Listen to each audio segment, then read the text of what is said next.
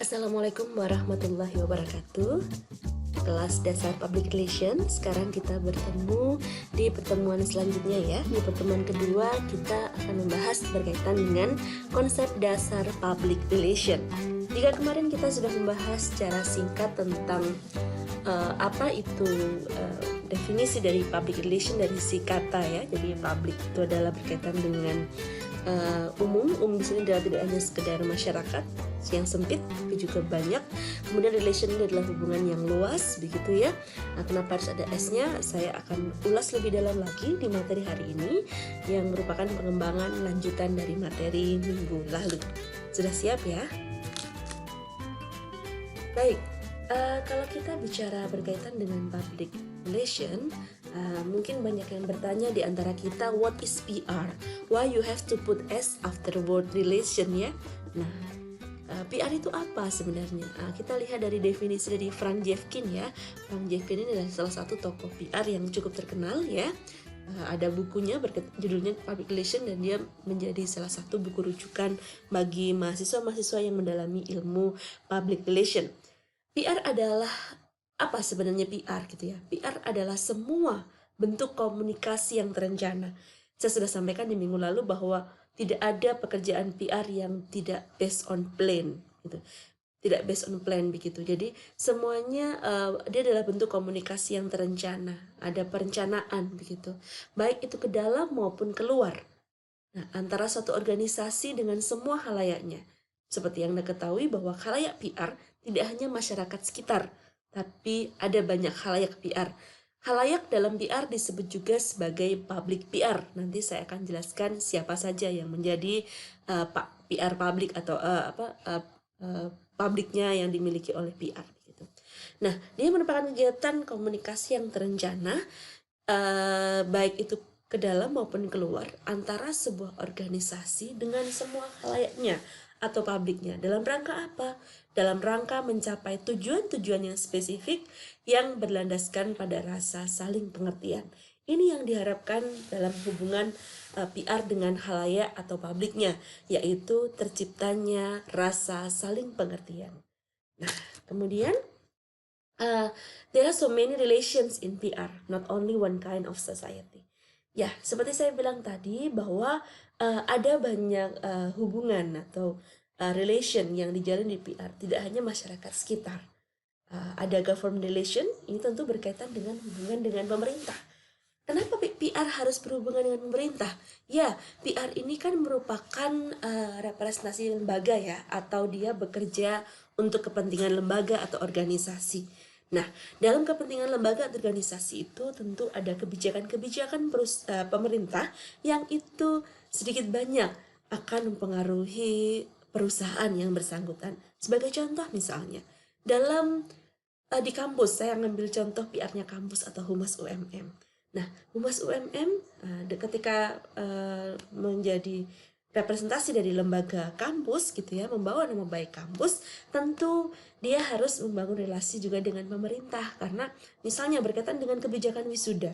Kebijakan wisuda membuat kerumunan dan sebagainya itu kan juga berkaitan dengan kebijakan pemerintah setempat, atau dalam hal ini adalah wali kota Malang begitu, atau berkaitan dengan pendidikan begitu ya, Kementerian Pendidikan Mas Nadiem Makarim. Nah, kita juga memiliki hubungan relasi yang bagus dengan Mas Nadiem Makarim sebagai Menteri Pendidikan dan Kebudayaan begitu. Ini merupakan salah satu upaya untuk membangun government relation. Kemarin Mas Nadiem baru saja mengucapkan selamat, kampus kita menjadi kampus terbaik, kampus Islam terbaik di dunia. Ini kan satu bentuk wujud dari hubungan baik kita dengan pemerintah juga. Ketika pemerintah mengucapkan selamat, ini merupakan sebuah penghargaan yang dilakukan pemerintah kepada kampus, dan ini penting sekali begitu. Yang kemudian yang kedua adalah community relation atau hubungan dengan komunitas gitu ya. Komunitas di sekitar perusahaan atau yang berkaitan atau yang relate dengan perusahaan. Community ini bisa luas ya, bisa masyarakat sebagai komunitas atau community dalam hal ini orang-orang yang relate dengan profesi atau dengan lembaga begitu ya. Misalnya Telkomsel membuat komunitas anak muda pengguna Telkomsel, atau kemudian beberapa istilahnya mobil-mobil itu ya, Ayla, Agia itu kan buat komunitas-komunitas HRV Club gitu ya, yang berkaitan dengan perusahaan begitu, dan mereka mengeluarkan banyak CSR untuk membuat relation dengan community atau komunitas ini. Ini tentu berkaitan dengan customer relation juga ya, tapi kalau komunitas ini untuk customer begitu ya, bisa jadi untuk customer yang sudah punya engagement atau keterikatan dengan perusahaan. Yang ketiga yang tidak kalah penting adalah berkaitan dengan media relation atau hubungan dengan media. Nah, bahkan media relation ini akan dibahas tersendiri nanti di semester berapa, 7 ya. Ada mata kuliah, kebetulan semester lalu saya mengajar mata kuliah media relation ini, yaitu hubungan dengan media. Kita tidak bisa memungkiri bahwa keberadaan media bagi sebuah organisasi ini sangat penting sekali. Kita bisa lihat bahwa publikasi itu saat ini memang yang menjadi salah satu kunci dari publikasi adalah media mainstream atau media arus utama. Tentu akan sangat membanggakan bagi lembaga kalau misalnya gini, organisasi kita kemudian dimuat pemberitaannya secara positif oleh Kompas gitu, atau Jawa Pos, atau media-media besar lainnya. Dan dimuat di media itu tidak selalu harus bayar ya nak ya, bisa gratis gitu ya. Gimana caranya biar bisa gratis ya? Tentu harus memiliki nilai berita atau news value. Nanti Anda akan pelajari apa itu news value di mata kuliah dasar jurnalistik. Saya ceritakan sedikit aja berkaitan dengan news value. Nilai berita ada sekitar 13 macam, atau 16 atau 13, lupa saya. Karena banyak sekali ya. Nilai berita yang ada dalam sebuah fenomena, dalam fenomena sosial atau fenomena sekitar kita itu ada 13 jenis nilai berita yang bisa dijadikan sebagai bahan berita gitu ya. Nah, seorang PR juga harus tahu apa nilai berita, dan kemudian dia harus tahu bagaimana jurnalis itu bekerja. Sebagai contoh misalnya, karena saya ingin publikasi ini dimuat oleh media mainstream tanpa bayar, bukan iklan ya. Maka misalnya pernah di FISIP UMM ada sekelompok mahasiswa dan juga dosen yang kemudian menang lomba begitu ya, lomba audiovisual something begitu. Yang pernah kemudian saya buat beritanya Meraki Visual, yaitu mereka membuat film. Jadi kelompok ini bernama Meraki Visual, kemudian mereka membuat film namanya Bumi. Nah, film ini menang dan kemudian dapat hadiah mungkin sekitar 40 juta hadiahnya ya.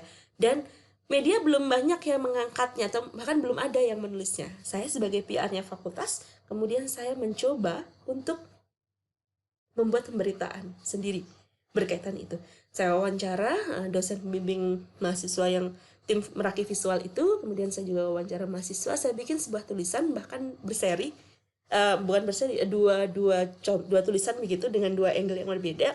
Yang pertama dari sisi tim Merakinya, satunya dari dosennya, itu Pak Arfan yang juga meraih predikat sebagai Best Actor karena beliau juga berperan sebagai dosen, jadi sebagai aktor di situ. Nah, kemudian saya kirim itu melalui Humas UMM, Humas Universitas, dikirim ke beberapa media-media di Malang Raya, dan kemudian alhamdulillah dimuat banyak sekali, dan itu saya tidak bayar ya. FISIP tidak membayar sepeser pun untuk teman-teman jurnalis. Jadi mereka memuat berita kita secara positif for free. Ini adalah salah satu keberhasilan dari PR gitu ya, PR dari sebuah lembaga. Ini yang disebut sebagai media relation. Kita harus menjalin hubungan baik dengan media. Ada banyak cara, nanti kita pelajari di mata kuliah media relationship, itu ada sendiri. Banyak cara ya, bagaimana cara membangun media relation. Ada media briefing, ada media visit, ada press conference dan teman-temannya, ada press release, kemudian ada banyak sekali. Nanti kita akan cerita di satu mata kuliah tersendiri berkaitan dengan media relation. Kemudian yang keempat adalah employee relation. Employee berarti kita berhubungan dengan publik internal perusahaan atau karyawan ya di sini ya. Bagaimanapun karyawan menjadi bagian yang penting bagi aset perusahaan. Maka kita juga perlu menjalin hubungan baik dengan karyawan.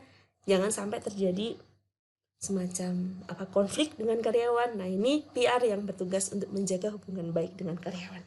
Kemudian yang kelima adalah customer relation atau menjalin hubungan baik dengan customer. Customer ini siapa? Customer ini tentu adalah orang-orang yang menggunakan produk atau jasa dari perusahaan kita. Bedanya apa, Bu, customer relation dengan periklanan atau pemasaran? Ntar saya bahas di slide berikutnya. Sebenarnya kemarin sudah saya ungkap sedikit berkaitan dengan apa beda PR dengan periklanan, dengan marketing gitu, atau pemasaran dengan branding. Nah, tapi ini nanti akan saya bahas lebih dalam lagi. Nah, kita sebut 5 relation tadi ini sebagai PR function atau PR duties. Jadi kita sebut sebagai 5 fungsi PR atau 5 tugas PR. Jadi ada apa tadi? 5 tugas PR, ada government relation, ada community relation, media relation, employee relation, dan customer relation. So, there are so many relation in PR, not only one kind of society. Baik, ini ada definisi lain. Kalau tadi dari Frank Jeffkin, sekarang dari Frank F. Settle. PR adalah fungsi manajemen. Lihat yang saya kasih bold merah ya. Dia adalah fungsi manajemen. Anda tahu apa fungsi manajemen? Mungkin semester ini mengambil asas manajemen ya, atau mungkin semester 3. Saya lupa di semester berapa Anda mengambil fungsi manajemen, asas manajemen. Jadi kalau kita bicara fungsi manajemen, mungkin dari yang IPS masih ingat ada 4 ya. Planning, organizing, actuating, controlling, dan biasanya ditambah 1 POACE, evaluation gitu. Biasanya evaluation ada sebagian buku yang memasukkannya di tahap controlling, ada yang dia sendiri terpisah gitu. Yang paling gampang fungsi manajemen itu disebut POAC gitu ya. Planning, organizing, actuating, dan controlling. PR adalah fungsi manajemen yang membantu menciptakan dan saling memelihara alur komunikasi, pengertian tadi ya, saling mengerti, mutual understanding, dukungan, serta kerjasama organisasi atau perusahaan dengan publiknya. Publiknya banyak ya, dan ikut terlibat dalam menangani masalah atau isu-isu manajemen. Nah, jadi PR ini merupakan fungsi manajemen ya di PUAC. Nah, dia membantu menciptakan bagaimana dia membentuk alur komunikasi dengan publik gitu ya.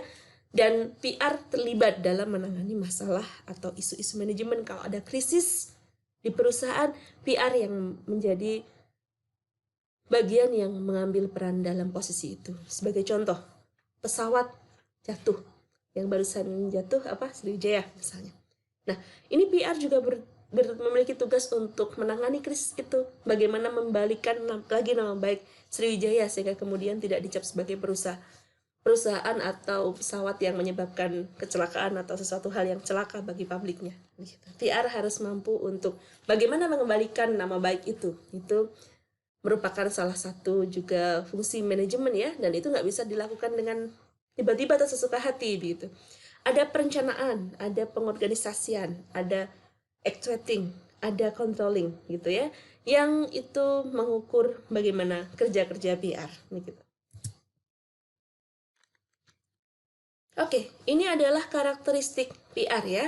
Yang jelas yang dalam PR itu selalu mengedepankan komunikasi 2 arah. Tidak hanya 1 arah PR ke publik, tapi publik ke PR, PR juga ke publik. Kemudian sifatnya terencana. Tidak ada pekerjaan PR yang suka-suka saya atau suka-suka Anda. Dia semuanya based on planning.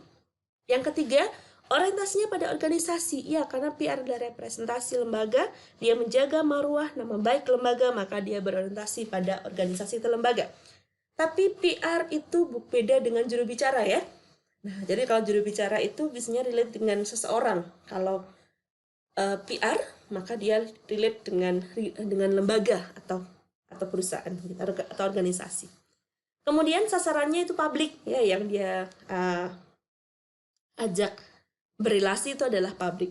Kemudian bersifat sengaja ya, peristiwa-peristiwa PR itu adalah hal-hal yang memang disengaja. Kemudian fungsi manajemen, nanti saya bilang ya bahwa PR identik dengan fungsi-fungsi manajemen.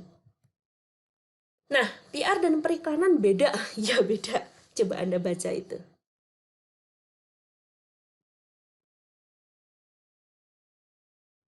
Ya, kalau iklan itu mengupayakan suatu pesan penjualan yang sepersuasi mungkin pada calon pembeli yang paling tepat, ya, atas suatu produk atau jasa dengan biaya semurah-murahnya. Kamu beli ini, beli itu, beli ini, murah loh, ini bagus loh, murah loh, itu iklan. Tapi kalau PR menekankan pada pemberian informasi, pendidikan, dan penciptaan pemahaman melalui pengetahuan berkaitan dengan product knowledge. Kenapa kamu harus milih Visip UMM? Bukan kemudian saya bilang, kamu masuk FISIP, FISIP itu kampusnya murah loh, atau misalnya bayarnya murah loh, dosennya bagus-bagus, nggak gitu. Jadi kita menekankan pada pemberian informasi. Why you have to choose FISIP UMM. Nah, saya misalnya akan mengangkat dari kebutuhan dari calon target audiens saya. Anda ingin belajar sesuatu yang langsung real praktek ke lapangan, sehingga Anda punya pengalaman praktis, misalnya untuk menjadi seorang filmmaker, untuk menjadi seorang jurnalis handal, maka Anda bisa memilih salah satu prodi di FISIP UMM, yaitu ilmu komunikasi. Why you have to choose public relation? Why you have to choose komunikasi FISIP UMM? Because bla bla bla. Jadi saya memberikan informasi pendidikan, menciptakan pemahaman melalui pengetahuan. Ini informasi. Tanpa saya harus mengatakan kamu FISIP UMM, nggak gitu. Nah, ini PR ya, beda dengan periklanan tadi. Yang periklanan adalah bahasanya adalah beliau, tuku. Atau please buy this. Nah, kalau public relation tidak. I inform to you, bla bla bla bla, begitu. Jadi pemberian informasi. Tapi periklanan ini akan jauh lebih berhasil apabila didukung oleh kegiatan PR. Kita nggak bisa pungkiri bahwa upaya untuk beliau itu memaksa orang atau meminta orang untuk membeli tidak akan berhasil tanpa kita give them good information or enough information to make our customer or our target audience is understand, ya. Our target audience understand with tujuan kita gitu ya, our purposes gitu. Ya, periklanan akan jauh lebih berhasil apabila didukung oleh kegiatan PR. Begitu juga PR dan pemasaran itu juga beda. Pemasaran merupakan suatu proses manajemen yang bertanggung jawab untuk mengenali, mengantisipasi, memuaskan keinginan atau kebutuhan pembeli demi meraih laba. Jadi memasarkan berarti ada banyak cara, misalnya direct selling gitu ya, direct marketing, cara-cara yang digunakan untuk bagaimana pembeli bisa membeli atau menggunakan barang itu begitu, atau bisa memanfaatkan barang itu gitu. Nah, tapi arti penting PR ini tidak sekedar pada bagaimana pembeli bisa membeli dengan cara direct marketing, dengan beberapa hal gitu ya, cara yang dilakukan oleh pemasaran, tapi PR terletak pada kemampuan dalam mendidik pasar atau market education. Jadi PR itu fokusnya adalah pada education, pada information, give them information. Nah, memang bedanya akan sangat tipis ya. Coba kemarin lihat lagi dari yang sudah saya sampaikan di pertemuan kemarin ya. Kalau pemasaran ini berulang-ulang ya, kita mengenali, mengantisipasi gitu ya, bagaimana kebutuhan dari pembeli demi meraih laba. Kemudian siapa yang menjadi publik dalam PR? Nah, kita harus tahu siapa yang menjadi target dari PR ya untuk diajak berelasi. Yang pertama adalah publik internal dan publik eksternal. Publik internal itu berarti publik di dalam perusahaan, dan publik eksternal adalah publik di luar perusahaan. Anda bisa lihat contohnya apa itu. Nah, kalau publik internal maka dia adalah karyawan atau stakeholder, sedangkan publik eksternal itu adalah pers, pemerintah, pelanggan gitu. Kemudian yang kedua adalah publik tradisional dan publik massa depan. Publik massa depan maksudnya. Tradisional ini adalah karyawan, pelanggan begitu ya, yang ya emang itu sudah kelihatan bahwa dia menjadi misalnya mahasiswa kita, misalnya nih, kalau karyawan pelanggan ini berkaitan dengan perusahaan produk ya, perusahaan yang tidak menjual jasa atau produk gitu, atau jasa juga bisa sih. Kalau misalnya kampus ini siapa publik tradisionalnya? Ya jelas mahasiswa, dosen sebagai karyawan ya maksudnya, kemudian karyawan perusahaan dan sebagainya, itu adalah tradisional. Sedangkan masa depan adalah yang kira-kira nanti akan berkaitan dengan perusahaan itu. Misalnya ini saya ngomongin kalau ini dalam konteks tradisional masa depan, perusahaan jasa ya, perusahaan jasa atau produk gitu ya. Mahasiswa ini bisa menjadi publik masa depan yang nanti akan bekerja di perusahaan itu. Dosen juga demikian, pejabat juga demikian. Nah, kalau ini kampus gitu ya, organisasi adalah organisasi kampus, tentu beda publik tradisional dan publik masa depannya. Nah, Public relationnya jelas siapa, pasti mahasiswa dan dosen, karena yang menjadi sudah kelihatan di dalam itu adalah itu. Masa depannya siapa? Bisa jadi pejabat, orang-orang yang mengambil keputusan penting. Kemudian yang ketiga, dia adalah proponen, oponen, dan uncommitted. Oponen adalah publik yang menentang perusahaan, proponen adalah mereka yang memihak perusahaan, dan uncommitted adalah tidak peduli pada perusahaan. Loh Bu, ngapain mereka harus kita jalin hubungan? Iya, karena mereka adalah publik potensial yang menentang perusahaan, yang memihak perusahaan. Karena yang menentang perusahaan itu bisa menjadi bumerang bagi perusahaan, maka kita harus pelihara biar nggak sampai dia menentang dan merugikan. Yang proponen, ya itu jelas harus kita pelihara, yang memihak perusahaan. Yang tidak peduli juga perlu kita pelihara, perlu kita jalin hubungan baik agar dia menjadi proponen, tidak justru menjadi oponen. Yang keempat adalah silent majority dan vocal majority. Silent majority ini adalah sekelompok orang yang senyap ya, yang tidak bisa mengungkapkan pendapat mereka di depan umum. Nah, ini istilah yang digunakan pada waktu Presiden Amerika Serikat Richard Nixon ya tahun 69 gitu ya. Ini terinspirasi dari politik di Amerika Serikat. Nah, silent majority ini adalah mereka adalah orang-orang yang nggak berani berpendapat ya. Nah, dia adalah kelompok yang cukup besar tapi tidak bisa mengungkapkan pendapat mereka di depan umum. Dan mereka misalnya orang-orang yang tidak tergabung dalam demonstrasi menentang apapun, tentang perusahaan misalnya, dan mereka tidak berpartisipasi dalam wacana publik. Tapi mereka meskipun mereka adalah bersembunyi atau senyap, tapi mereka juga menjadi publik yang penting karena dia pihak masanya cukup besar biasanya. Nah, ini kita harus pelihara si silent majority ini karena silent majority ini memiliki karakteristik ya. Mereka biasanya bersedia untuk melangkah ketika mereka dibutuhkan gitu ya. Kita perlu mengidentifikasi siapa saja yang menjadi silent majority, yaitu orang-orang yang punya potensi gitu ya.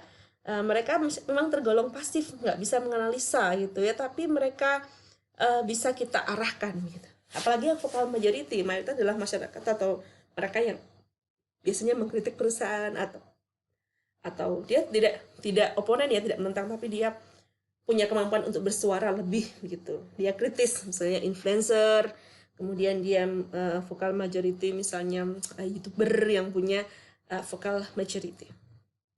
Oke, itu adalah public PR. Nah, bagaimana sebenarnya cara kita mengidentifikasi public PR? Kita bisa lihat ada 6 cara untuk mengidentifikasi public PR. Yang pertama adalah siapa sih yang hidupnya tergantung dengan organisasi? Biasanya public internal ya. Siapa yang diuntungkan dan dirugikan oleh adanya organisasi, itu yang kita jalin hubungan baik. Yang ketiga, siapa yang berkomunikasi dengan organisasi, itu yang perlu kita jalin hubungan baiknya. Yang keempat, siapa yang diharapkan berkomunikasi dengan organisasi, itu juga yang kita perlu pelihara hubungan baiknya. Yang kelima, siapa yang menentukan kehidupan organisasi.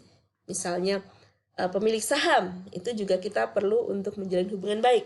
Kemudian siapa yang menunjang kehidupan organisasi, perusahaan atau customer atau apa. Nah, ini berkaitan dengan bagaimana cara kita mengidentifikasi public PR. Bagaimana caranya menjalin hubungan baik? Kita akan bahas di satu semester ini ya, how to build a good relationship. Bahkan media relation itu satu mata kuliah tersendiri. Nah, apa saja sih Bu pekerjaan-pekerjaan PR? Banyak sekali ya pekerjaan PR ya. Yang pertama, membuat siaran berita atau news release atau press release. Ini ada mata kuliah tersendiri namanya PR writing atau creative writing for PR. Nanti di praktikum praktikum public relation 1 juga Anda akan belajar menulis press release. Nah, ini membuat siaran berita. Nanti di sesi materi perkuliahan semester ini juga akan saya jelaskan, berikan contoh ya apa itu news release. Ini saya jelaskan dulu aja pekerjaannya dulu. Kemudian yang kedua ada press conference, ada press reception, itu ada media briefing, ada media visit dan sebagainya. Atau kunjungan pers ke organisasi, yaitu media visit. Kemudian penyedia informasi utama bagi kalangan media massa, itu pekerjaan PR. Jadi yang ketika Anda bertanya tentang perusahaan, Anda bisa tanya ke PR-nya terlebih dahulu sebelum ketemu bosnya. Kemudian yang keempat, menyunting serta memproduksi jurnal atau media internal dan eksternal. Jadi PR yang kayak di UMM itu ada kronik. Nah, kronik itu yang mengolah adalah humas UMM. Media eksternal, jadi media untuk dibaca oleh publik, flyer-flyer, poster-poster, sekarang bentuknya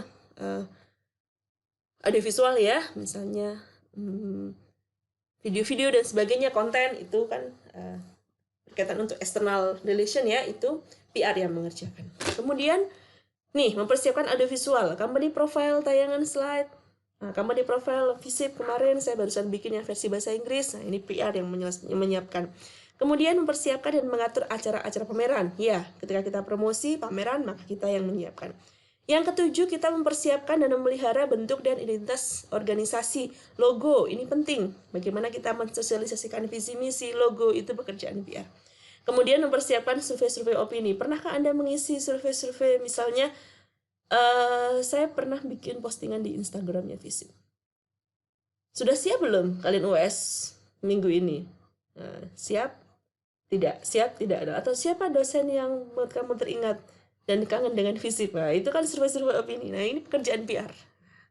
Banyak ya pekerjaan PR ya. Ini masih sebagian, masih banyak. Nanti kita ketemu lagi di penjelasan-penjelasan yang akan datang. Intinya 8 ini ya, tapi masih ada pekerjaan-pekerjaan yang lain. Nah, ini saya ambilkan satu pernyataan dari Bill Gates ya.